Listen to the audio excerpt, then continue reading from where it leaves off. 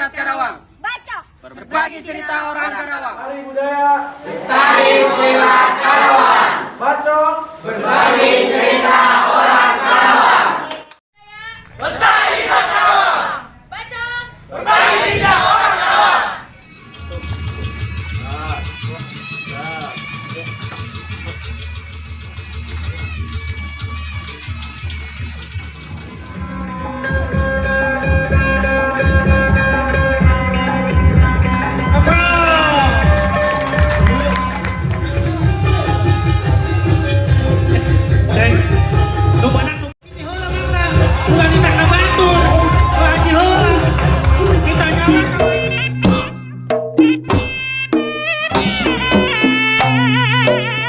Warahmatullahi wabarakatuh. Kami di sini dari kelompok 4 akan melaksanakan observasi tentang silat di Kabupaten Karawang. Perkenalkan, nama saya adalah Rehan Ahmad. Lalu teman saya Nuraini Lisnawati dan Muhammad Hari Budaya Lestari Silat Karawang. Bacok, berbagi cerita orang Karawang. Tujuan kami datang ke perguruan Kencana Wulung untuk mewawancarai Ibu Aminah atau dipanggil Emak untuk mengetahui bagaimana cara melestarikan budaya silat di Karawang. Perguruan Ibu didirikan. Perguruan ini sejak 2015. Iya, Waktu ketuanya Haji Suryana. Cuma memang dengan mendirikannya perguruan baru, ya namanya perguruan baru, pemekaran dari perguruan Kencana Mekar sebetulnya. Jadi ibu dulu bercerita langsung ya, nah, kronologisnya ya. Jadi waktu usia SD 11 tahun kalau nggak salah itu ya. Jadi ikut latihan silat ini dari sejak SD ke perguruan Kencana Mekar. Nah setelah itu sampai usia 23 ya, 2000, karena dari usia 2003 itu kita mulai bekerja jadi break ya, berkecimpung di dunia persilatan lah ya. Nah setelah menikah ya akhirnya total sama sekali tidak pernah bergabung di organisasi silat ini. Dan kesininya setelah yang namanya karena cinta budaya, seni juga mengembangkan seni budaya silat ini, maka sebenarnya usia segini gitu ya, sama teman-teman kita berunding yuk kita bikin perguruan gitu ya. Yang memang dulu pernah istilahnya dari Kencana Mekar tuh diinikan ke di pengembangan pengembangan perguruan, pemekaran perguruan dari Kencana Mekar karena daerahnya berbeda. Di sana kan Tanjung Pura, di sini kan Karangkolan yang terakhir Pokok Jawa ini. Nah ini kita ganti nama Kencana Wulung. Ya udah, Kencana Wulung ya, kita diskusi sama Kasepuhan gimana kalau misalnya perguruan Kencana Wulung ini kita dirikan lagi gitu ya. Nah enggak, kata Kasepuhan gitu ya, alhamdulillah direstui, akhirnya terjadilah perguruan ini di 2015. Karena emang dari hati ibu kecintaan gitu dengan dunia persilatan gitu. Sebelumnya itu kayak ada dukungan nggak gitu? Banyak dukungannya dari orang tua. Dulu memang ibu kan waktu latihan memang, ayo katanya ada latihan silat, didukung sepenuhnya sama orang tuanya. Kebetulan memang ibu masih ada keturunan yang dominan sekali bapak ya. Karena memang ini kalau gen keturunannya dari bapak memang keturunan Jawara gitu ya. Jadi memang ya. Terus ibunya juga mungkin ada dari sana, ada turunan darah. Akhirnya lah terjadilah gitu ya perguruan ini yang memang didukung sepenuhnya kemana. Kalau kita latihan memang jauh jaraknya, waktu itu kan belum ada kendaraan tahun 82. Bayanglah ya, waktu tahun 80 belum ada angkot. Kita ke sana aja jalan ya, ke daerah mana itu Kawah 7 ya, Tanjung Pura. jalan. Kalau latihan sore pulang malam. Ya memang diantar sih, didukung sama orang tua sepenuhnya gitu.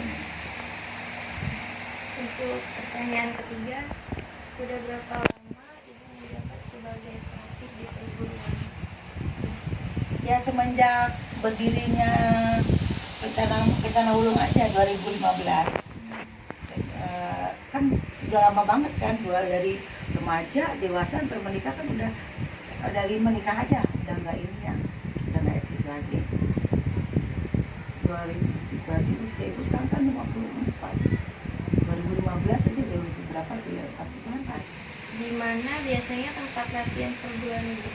Dulu di depan, Di depan. dulu memang kebun ya, kebun, ada apa namanya yang nempatin, ada rumah si Abah izin, bah gimana kalau kebun ini di depan daripada bala gitu ya, banyak pohonan yang nggak tahu ya, gimana kalau dibikinkan buat latihan lapangan gitu ya, boleh katanya daripada anak lurus. Akhirnya tuh silakan babat dulu ya, di depan belum ada gaji tuh. Di situ dulu latihan banyak anak-anak, alhamdulillah antusias dari Altuk Jambe, dari apa namanya, bukan dari konsol aja gitu. Kalau latihan sih nggak lama. Kalau sore ya habis isa, kalau malam ya habis isa jam 10, jam 9, jam 10 udah, karena rata-rata kan pada masih sekolah, besoknya sekolah takutnya kesian dan gangguan kan, ya apalah ya udah jam 10 selesai. Kalau malam, kalau sore habis asar mau maghrib paling 3 jam lah ya, 3 jam cukup sebetulnya ya, 3 jam latihan. Yang keenam, apakah di perguruan tersebut dikenakan biaya setiap latihannya? Ada, nggak banyak sih, cuman kenceleng lah 2000 ininya ya, itu pun 2000 juga dibeliin air lagi buat mereka juga gitu. Yang 2000 itu ya sisain sedikit buat kas, tapi ya sisanya nggak banyak sih ya, kadang anak-anak pada ngasih dan gitu ya, tergantung dukungan orang tua. Asal ngikut kan nggak dikasih bekal, asal ngikut aja. Kadang-kadang kalau yang lebih mengerti ini buat uang kas gitu ya, saya dikasih nggak banyak, paling ya 20.000 yang beliin air buat anak-anak juga buat kasih. Saya ingin bertanya ya, berapakah biaya yang dikenakan setiap latihan atau per bulannya gitu? Kalau bulanan nggak ada, pure nggak ada, karena yang dididiknya juga kan lingkungan ya, Ya. anak-anak yang di lingkungan di sekitar, daripada main bakalan lah ya, kita arahkan ke sana, yuk kita olahraga, yuk kita olahraga sambil berprestasi gitu ya. Jadi ke satu itu, keduanya yang ikut latihan juga bukan orang lain, keluarga, sanak saudara gitu ya. Adapun yang dari luar juga nggak dikenakan biaya mahal. Ya paling isi kas ya seikhlasnya aja. Berarti Itu hanya ke uang kas ya, Bu? uang kas aja, nggak ada per bulannya. Lalu pertanyaan yang ke-8, apa saja alat atau unit yang digunakan untuk latihan? Alat untuk latihan ya lapangan, otomatis ya buat terus kalau di PPSI ya alatnya itu gendang, alat piaga lah ya, gendang, apa namanya, boong gitu, sama apa itu perangkat gitu. Kalau dulu ya, sekarang kan alhamdulillah ya ada apa namanya, pemerintah atau ketua umum Pak Acep Jamhuri ini memperhatikan sekali dengan kebutuhan Pak Buron.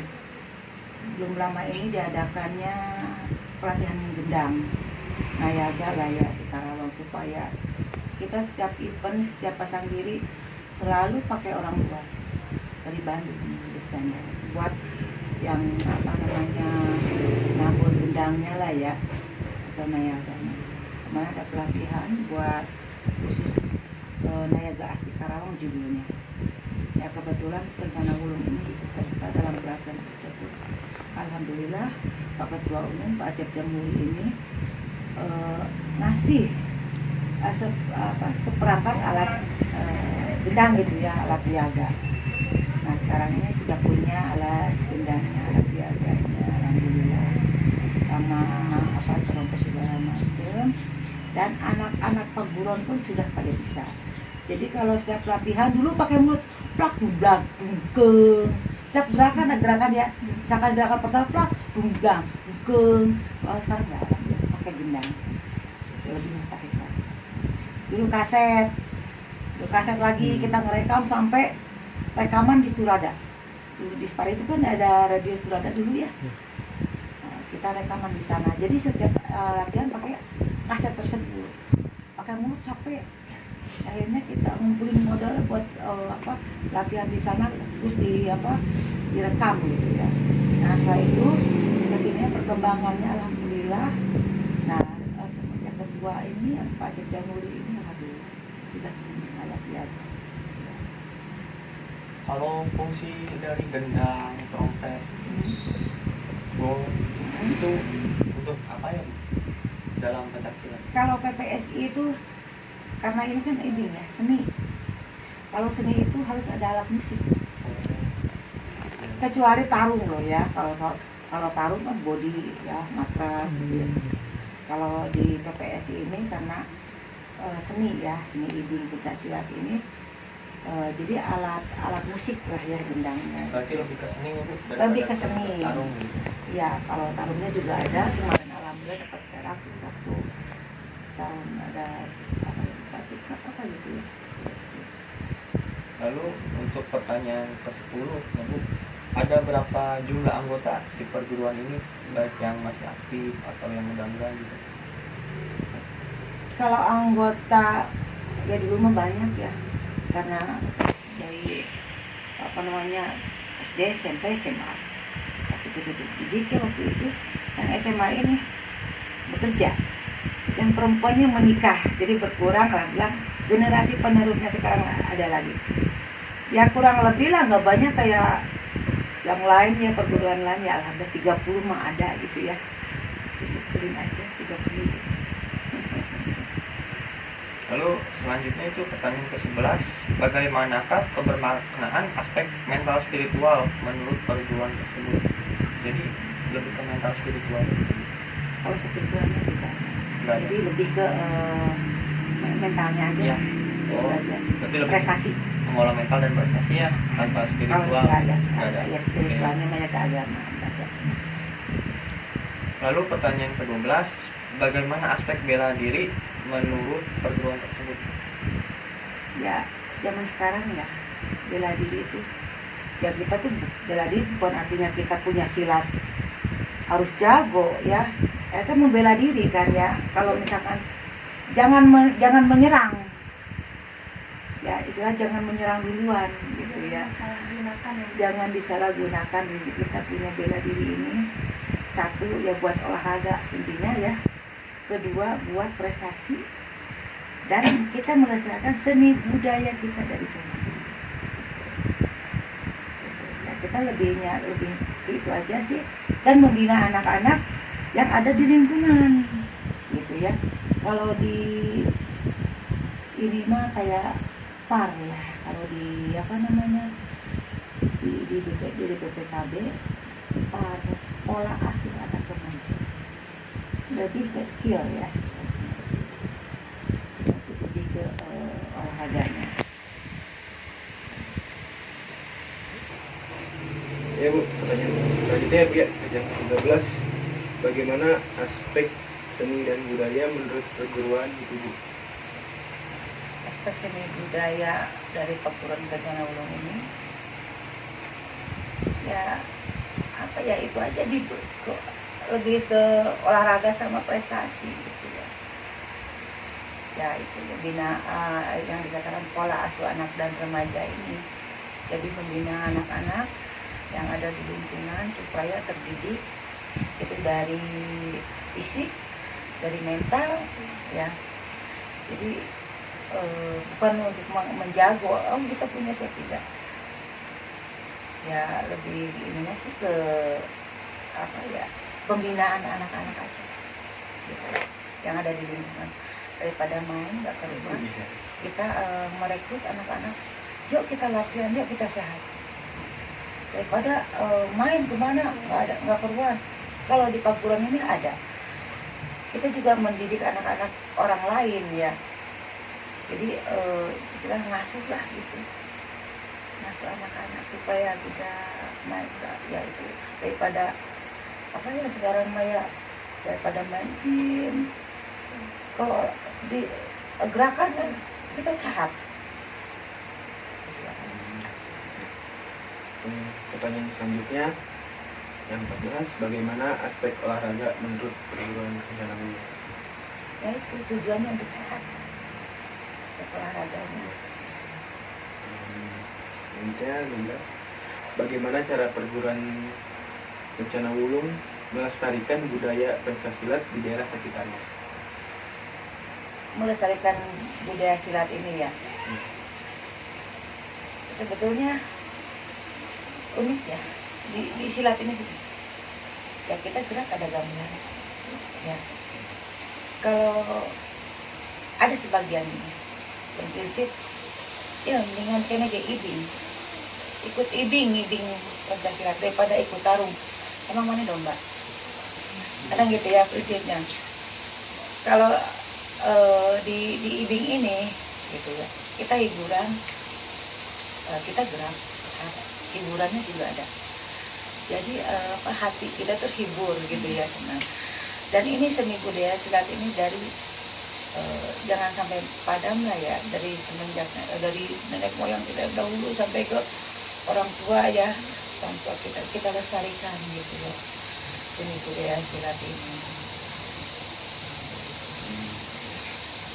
Selanjutnya, bagaimana model latihan yang diterapkan ketika di masa pandemi seperti ini, Bu? Kemarin ini memang pandemik ya, tidak boleh ngumpul-ngumpul. Ya break dulu lah, kita ikutin aturan pemerintah. Ya, jangan ngumpul-ngumpul. Teman-teman kita jangan latihan dulu, kita break dulu ya. Nah, kalaupun kita mau latihan, pakai masker, tetap protokol kesehatan. Tapi di saat seperti ini udah berjalan, Bu? Alhamdulillah, bersyukur ya. Pandemi sudah lewat, coronanya sudah kabur. Kita sudah mulai banyak aktivitas dari kegiatan lain juga, terutama di kegiatan silat ini. Jadi sampai sekarang masih berjalan ya, Bu? Jalan. Terus yang ke-17, ada berapakah jurus yang terdapat dalam perguruan rencana Wulung ini, Bu? Kalau jurus seni mah ya, apa ya, dari pertama ke pukulan, tangkis, tendang, ngeles ya, gilek gitu ya, depok, terus banyak sebetulnya ya, sampai ke banyak gerakan ya, yang nggak jauh beda sih sama di latihan dasar di IPSI juga gitu, sama. Cuman yang membedakan kalau di IPSI ini ya, tendangan bebas. Kalau misalkan itu kan nendang, kalau di PPS ini diangkat dikit kaki, plak angkat itu udah. Kalau jurusnya sama dasarnya masih, cuman ada yang dipakai udah tendangan P tidak ada kalau di PPS ini. Tendangan sabit nggak ada, tendangan jejak ada, cuman kalau nggak dipakai karena agak umpuhnya ini. PPSI ini agak umumnya, jadi buhun kan, istilah sopan santun ya. Iya. Ini kan banyak juri, ini kan festival. Kecuali ya kalau tarung ya pasti dipakai gitu ya. Iya. Mungkin bagaimana yang terakhir Bu 18 ya, bagaimana jurus dalam perguruan tersebut dicontohkan beserta gerakannya? Mungkin Ya. nanti di video ya, Bu ya. Ya. Di video. Videoin aja Ya, nanti. ada di video untuk gerakannya. Ya. Oke, ya Bu, ini pertanyaan yang terakhir sudah akhir Bu pertanyaannya. Oke.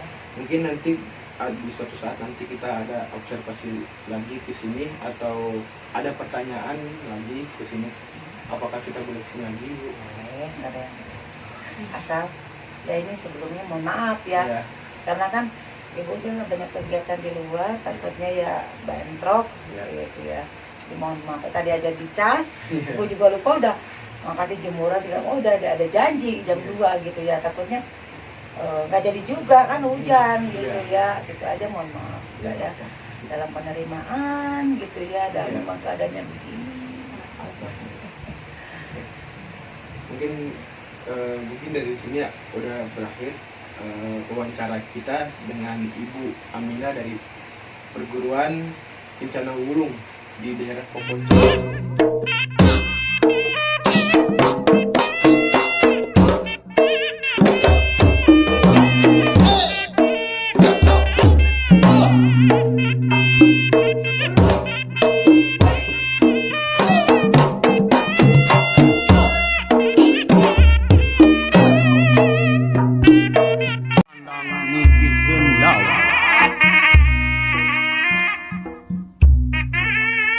Maksud keur ngabela diri